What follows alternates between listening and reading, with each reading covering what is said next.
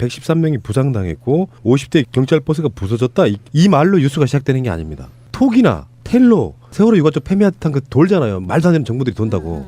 이게 요거를 만드는 사람들이 광화문 광장에 평화 집회를 하는 게 아니고 사실 난장판이다, 아수라장이다 이야기를 하고 싶은 거예요. 그래서 이걸 돌려. 그래서 이 이야기가 어디서 나온가 봤더니 실제로 헌법재판정에서 변호사가 한 말이라는 거예요. 서석구는 그래서 일베라고 제가 칭하는 거거든요. 헌재에서 그걸 받아주든 안 받아주든 말도 안 되는 거짓말을 계속 밀어넣고 있지 않습니까? 저번에 왜 그 촛불 집회 미국 위성 사진으로 봤더니 몇만 명밖에 안 되더라도 이 서석구 입에서 나온 거거든요. 거의 사실이 돌 때 그냥 도는 게 아니고 일반 그 지지자들 입장에서는 헌법재판소에서 서석구 변호사가 그것도 대통령 변호사가 거짓말했겠냐? 그걸 믿고 그것이 기본이 돼서 돈다는 거예요. 박근혜 지지율을 올리기 위한 어떤 방식으로 이런 식으로 가면 안 된다는 그 하태경의 주장이라고 좀 보면 되죠. 아니 근데 서석구 이 사람은요 가령 일베 사이트 같은 데에서 온갖 거짓말을 뭐 하는 거야 그렇다 치는데 아니 뭘 믿고 헌재에 가서 이런 거짓 뉴스를 사실인 양 그렇게 얘기를 한 걸까요? 그러니까 저는 이게 굉장히 사회가 양분화되고 소위 박사모 아이들이 반격을 시작하고 있는 상황에서 어쨌든 국정원이나 기관원들이 제공한 자료를 가지고 페이크 기사들을 많이 써나간다는 거죠. 지금 대선이 임박해지면서 페이크 기사들이 굉장히 많이 쏟아지고 있고 이 페이크 기사들이 의도적으로 작성. 서석구가 예를 들면 서석구가 헌재에 가서 발언할 것을 미리 이틀 전이나 하루 전에 페이크 기사로 써서 서석구가 헌재에 가서 그 기사를 기사를 인용하는 방식으로 지금 이게 프레임이 이렇게 만들어져 가요. 그래서 지금 페이크 기사가 사실은 범죄냐 아니냐의 문제 논쟁이 사회적으로 곧 도래될 겁니다. 그런데 어쨌든 페이크 기사를 사주해서 그걸 가지고 미끼로 헌재에 가서 발언을 하더라도 이거는 찌라시 아닙니까? 그러니까 찌라시기 때문에 반드시 이거는 확인을 한 다음에 헌재에 가서 발언을 해야 된다는 겁니다. 그런데 이 서석구는 의도적으로 이 페이크 기사나 찌라시, 우리가 말하는 찌라시를 갖고 가서 그거를 근거로 헌재에서 주장해버리는 겁니다. 그러면 다시 그 헌재의 주장 내용을 갖고 소위 박사모 유사단체들이 그거를 다시 홍보물을 만들어서 또 배포해버리는. 이게 지금 계속 순환 과정을 거치면서 자기들까지 집단 극화 현상까지 벌어지고 있는 거예요. 그러니까 얘들이 JTBC 가서 들이받고 이제 막 문재인한테 테러하고 하는 정당성을 바로 이런 페이크 기사나 헌재의 주장하는 서석구의 주장을 갖고 사실화시켜버리는 정말 무서운 프레임이 지금 웃기지 않아요? 예, 예. 서로 그런 식으로 그렇죠. 예, 윈윈으로 가는 거죠. 근데 거기에는 분명히 누군가가 설계자가 저는 있다고 보는 겁니다. 그게 예를 들면 노동당 신문 같은 경우의 사건이 바로 그 사건이죠. 만약에 그게 궁서체가 아니었으면 밝혀지지 않았잖아요. 만약에 그 시체를 북한 노동당 신문 그 시체하고 똑같이 했더라면 누구도 그거를 찾아내지 못했어요.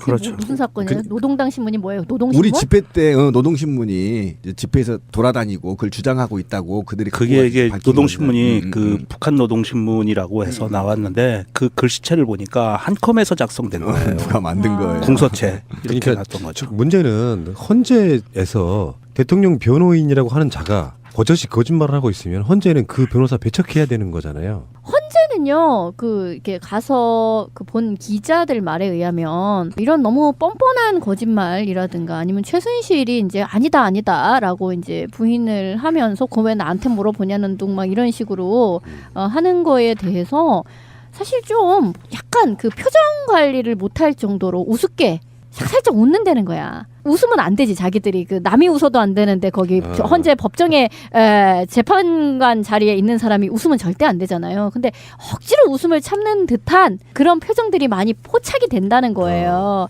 얼마나 가짱했어 솔직히. 근데 이런 식의 말도 안 되는 주장 같은 것을 할수록 솔직히 말하면 헌재의 시계는 더 빨리 돌아간다라는 생각이 들어요. 근데 어쨌든 저도 모 방송에서 공개한 최순실 음성을 직접 들어봤는데 굉장히 영리하더만요. 똑똑하다는 거죠. 목소리가 똑똑하고 영리하고 조목조목 반박합니다. 그걸 왜 저한테 물으십니까? 그리고 자기한테 불리한 건 그건 고영태가 작성해서 제 책상에 올려놓은 겁니다. 이렇게 얘기를 하면 정확하게. 그래서 저는 그 문서를 보지 못했습니다. 나와 관계없습니다. 다 고영태가 저를 모략할 목적으로 책상에 올려놓은 겁니다. 제 책상에 올려놨다는 그 문건들을 그렇게 얘기를 조목조목 합니다. 굉장히 연습하고 또렷또렷 목소리가 굉장히 또렷하더라고요. 또렷또렷 이렇게 대응 논리를 대응 거 보면 굉장히 지난한 연습을 통해서 했다. 왜 그러냐면 문서를 볼 수가 없는데 상대의 질문이 뭐라고 나올지 예측해야 되거든요. 유도신문을 하기 때문에. 근데 그 예측을 정확히 하고 모릅니다. 안 했습니다. 대통령 모릅니다. 나는 글을 본 적 없습니다. 그리고 그 서류를 들이대니까 그건 고영태가 작성해서 제 책상에 올려놔서 저는 안 봤습니다. 이렇게 돼버립니다. 네, 굉장히 프레임이 지능적으로 짜져 있다 이렇게 보시면 돼요. 그러니까 서석구 발언이 그냥 즉흥 발언이 아니라는 거예요. 제가 그 얘기를 좀 하고 싶었는데. 모자라서가 아니다. 예, 기획된 거다. 기획된 겁니다. 이 가짜 뉴스, 페이크 뉴스에 대해서 지금 사실 우리가 우리나라에서만 바라보고 있는데 전 세계가 지금 이 가짜 뉴스하고 전쟁을 치르고 있어요. 트럼프가 예. 당선된 데에 상당한 기여를 했다는 거죠. 예, 이런 뉴스가 있어요. 트럼프의 그 책사가 운영하는 브레이트 바트라는 극우 백인 우월주의 그 계통의 신문에서 독일에서 벌어졌던 시위를 얘기하면서 뭐 과격하고 뭐 불을 지르고 교회가 불이 탔다 막 이런 그 가짜 뉴스를 만들어낸 그런 것도 있고요. 실제로는 그 미국의 그 유명한 워싱턴 포스트에서도 이게 고의적인지 아닌지 모르겠는데 고의일 것 같아요. 가짜 뉴스를 만들어냈어요. 지난 대선 기간에 미국의 대선 기간에 러시아 해킹 세력이 미국 버몬트주 전력망에 침투했다 뭐 이런 뉴스가 가짜 뉴스로 판명이 났고요. 그 다음에 이탈리아에서도 그 야당 당수하고 앵커가 서로 막 고소전을 치르고 있어요. 가짜 뉴스 때문에. 그다음에 인도네시아에서는 전담기관까지 만들었어요. 가짜 뉴스를 처벌하기 위한. 그리고 우리나라에서는 이번에 좀 우려스럽기는 한데 선관위에서 이 가짜 뉴스에 대해서 대응을 하겠다고 하면서 페이스북하고 트위터에 업무 협조 요청을 했어요. 네이버 다음까지. 이 가짜 뉴스라는 거는 신비님하고 다 말씀하신 것처럼 이게 우연히 만들어진 오보가 아니고 굉장히 기획된 뉴스들이 상대방을 헐뜯고 상처 주기 위해서 만들어내는 뉴스다라는 거거든요. 그래서 독일 같은 경우에도 가짜뉴스로 해서 상대방을 타격을 주면 5년 이하의 징역에 처하고 뭐 이런 법이 있어요. 저도 우리 방송에서 속아서 한번 삭제를 요청한 적이 있어요. 알겠습니다. 예, 전청래도 속고 네. 다 속았습니다. 네. 이번 안희정도 속고 사과까지 했죠. 공식으로. 예, 그거 다 속았습니다. 굉장히 조심해야 됩니다. 완전히 다시 이쪽으로 전향하신 분 있죠. 하태경 의원. 이 사람은 배신에 배신을 하다 보니까 배신 쪽으로 넘어가면 발언이 굉장히 세지고요. 뭐 그런 측면도 없잖아 있지만 하태경 의원이 이야기한 게 좀 재밌어가지고 하나 가져와 봤는데 서석구 변호사 있잖아요. 전형적인 일배형 변호사. 서석구 변호사가 헌법재판소에서 이렇게 이야기를 했다는 거예요. 광화문에서 열린 대규모 촛불 집회에서 경찰 113명이 부상당했고 50대 경찰 버스가 부서졌다. 이 말로 뉴스가 시작되는 게 아닙니다. 톡이나 텔로 세월호 유가족 폐미하듯한 그 돌잖아요. 말도 안 되는 정보들이 돈다고. 이게 요거를 만드는 사람들이 광화문 광장에 평화 집회를 하는 게 아니고 사실 난장판이다 아수라장이다 이야기를 하고 싶은 거예요. 그래서 이걸 돌려. 그래서 이 이야기가 어디서 나온가 봤더니 실제로 헌법재판정에서 변호사가 한 말이라는 거예요. 서석구는 그래서 일배라고 제가 칭하는 거거든요. 헌재에서 그걸 받아주든 안 받아주든 말도 안 되는 거짓말을 계속 밀어놓고 있지 않습니까? 저번에 왜 그 촛불 집회 미국 위성 사진으로 봤더니 몇만 명밖에 안 되더라도 이 서석구 입에서 나온 거거든요.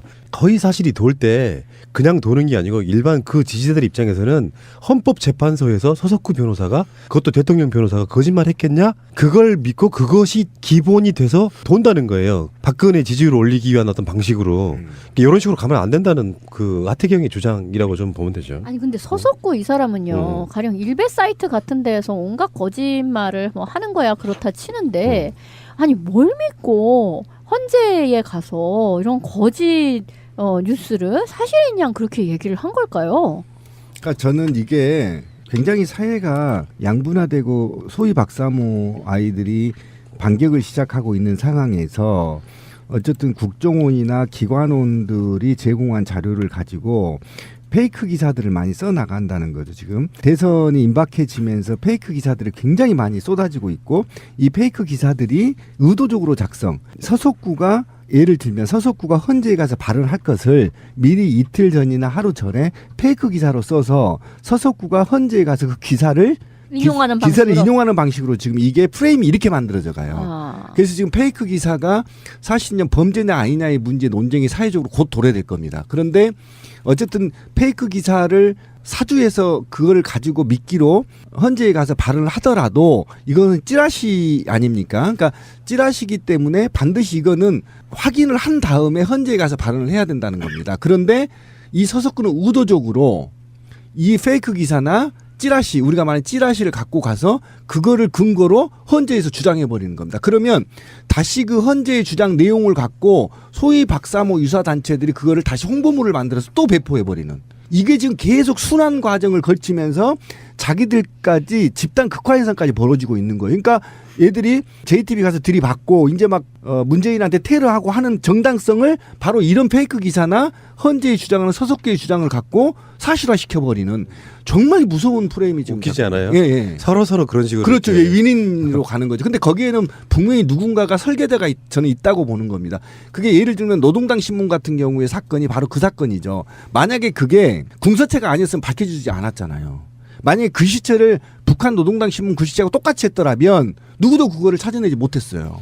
그렇죠. 무슨 사건이에요? 노동당 신문이 뭐예요? 노동신문? 우리 집회 때 노동신문이 이제 집회에서 돌아다니고 그걸 주장하고 있다고 그들이 그게 이게 밝힌 노동신문이 거죠. 그 북한 노동신문이라고 해서 나왔는데 그 글씨체를 보니까 한컴에서 작성된 거예요. 누가 만든 거예요. 궁서체 이렇게 그러니까 놨던 거죠. 문제는 헌재에서 대통령 변호인이라고 하는 자가 버젓이 거짓말을 하고 있으면 헌재는 그 변호사 배척해야 되는 거잖아요. 헌재는요, 이렇게 가서 본 기자들 말에 의하면 이런 너무 뻔뻔한 거짓말이라든가 아니면 최순실이 이제 아니다라고 이제 부인을 하면서 그거 왜 나한테 물어보냐는 둥 막 이런 식으로 하는 거에 대해서 사실 좀 약간 그 표정 관리를 못할 정도로 우습게 살짝 웃는다는 거야. 웃으면 안 되지. 자기들이 남이 웃어도 안 되는데 거기 헌재 법정에 재판관 자리에 있는 사람이 웃으면 절대 안 되잖아요. 근데 억지로 웃음을 참는 듯한 그런 표정들이 많이 포착이 된다는 거예요.